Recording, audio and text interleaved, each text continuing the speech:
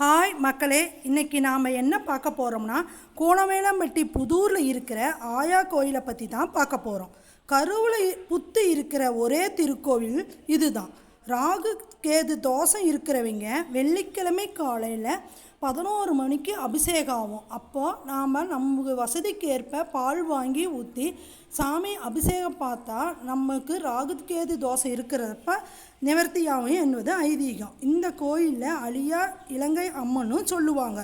ராமர் காலத்தில் ராவணன்கிட்ட சிறையில் இருந்து சீதாதேவியை மீட்டெடுப்பதற்காக அனுமன் இலங்கைக்கு போனாராம்.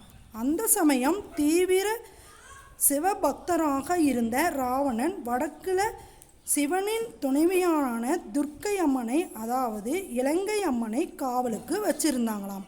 அத்துமீறி அனுமன் இலங்கைக்குள்ளே வர ட்ரை பண்ணப்போ 2 பேருக்கும் சண்டை நடந்துச்சான். அதில் அனுமன் தன்னோட வாழ்நாளை தூக்கி எரிஞ்சிட்டாங்களாம் அம்மனை. அங்கிருந்து கோணவேலம்பட்டி புதூர் கிராமத்தில் தலைகீழாக விழுந்துட்டாங்க.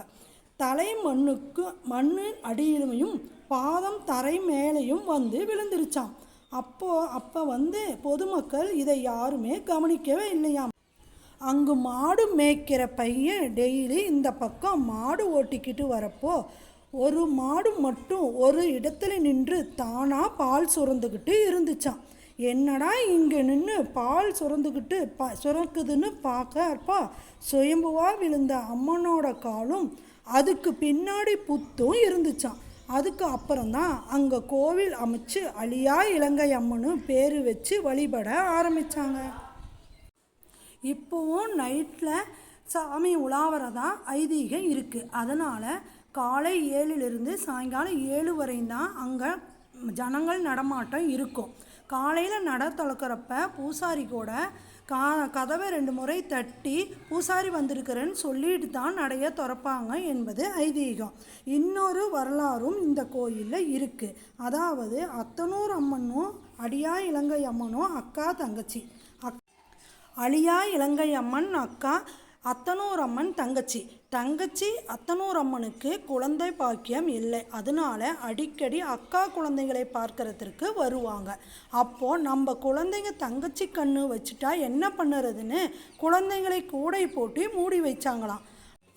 அதை உணர்ந்த அத்தனூர் அம்மன் உன் குழந்தைகள் எல்லாம் கல்லா போகட்டும்னு சாபம் விட்டுட்டு கொடிக்கம்பம் வரைக்கும் போயிட்டாங்களாமா. அப்புறம் அக்கா அடியாளத்தம்மன், ஐயோ என்ன இப்படி கோவிச்சிட்டு போயிட்டாங்களே, என் குழந்தைங்கள் எல்லாம் கல்லா போயிருச்சே அப்படின்னு சொல்லிட்டு கோவிச்சுக்கிட்டு போன தங்கச்சியை போய் அழைச்சிக்கிட்டு வந்தாங்களாமா. அவங்க உடனே அத்தனூர் அம்மன் தீர்த்தத்தை போட்டோடனையும் குழந்தைங்கள்லாம் 24 நட்சத்திரங்களாக உருமாறி வந்துட்டாங்களாமா. அப்போது இருந்தே அடியாளத்தம்மன் கோவிலில் அத்தனூர் அம்மனுக்கு தான் பூசை. அடியாளத்தம்மன் பக்கத்துலேயே ஒரு அத்தனூர் அம்மன் சன்னதியும் இருக்குது. தீபாவளி முடிஞ்சு வர முதல் திங்கட்கிழமை சாமிக்கு திருவிழாவும் போடுவாங்க. திங்கட்கிழமை இருந்து வியாழக்கிழமை நைட்டு முடிகிற வரை திருவிழா கோலாகலமாக இருக்கும். அந்த ஒரு நைட்டு மட்டும்தான் இந்த கோயிலில் ஜனங்கள் நடமாட்டம் இருக்கும். இப்போ இந்த கோயிலில் அந்த நோம்பியப்போ தூக்குப்பழம்னு போட்டு சாமி எல்லாம் கும்பிடுவாங்க. அது என்னென்னா, குழந்தை இல்லாதவங்க தூக்கில் பழம் போட்டு ஆட்டுனா அவங்களுக்கு குழந்தை பிறக்கும் என்பது ஐதீகம். அது மட்டும் இல்லை, குழந்தை பிறந்துச்சுன்னா குழந்தைய நான் சாமிக்கு நேர்ந்துக்கிறேன் அப்படின்னு சொல்லிட்டு வேண்டிக்குவாங்களாம். குழந்தை பிறந்துருச்சுன்னா அந்த குழந்தைய கொண்டாந்து பூசாரிகிட்ட கொடுத்துட்டு ஒரு 2 மணி நேரம் கழித்து கோயிலே இருந்து ஒரு 2 மணி நேரம் கழித்து சாமிக்கு தவிட்ட பூசாரிகிட்ட கொடுத்துட்டு குழந்தைய வாங்கிக்குவாங்களாம்மா. இந்த ஒரு ஐதீகமும் இந்த கோயிலில் இருக்குது. நீங்களும் இந்த கோயிலுக்கு இந்த அழியா இலங்கை அம்மனை கும்பிட்டு அவங்களோட அருளை பெற்று வாழ்வீராக.